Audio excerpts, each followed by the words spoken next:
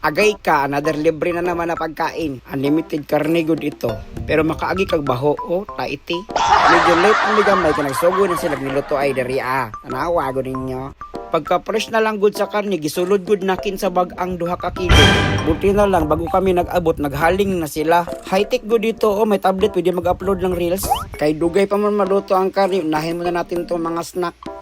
Yun o, pagsilbihan nyo ko. Pagkalami, anli lamas, anli sauce, anli kimchi. Doon na pa'y makaroni nga tabang. Yung mga higayon na yan, marami na kaming nakaon yan. Hanggang sa kumuha na naman kami ng bagong karne. Tarawin nyo good yan, pati wagyu tinira na namin.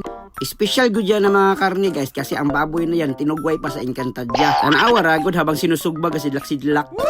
Hindi na nakin mabilang kung kapila na kami nagsigig sugba dito. Mahurot na yata namin yung karne nila. Siguro yung tagiyan na tanaw sa amin sa CCTV, dagko nagsingot.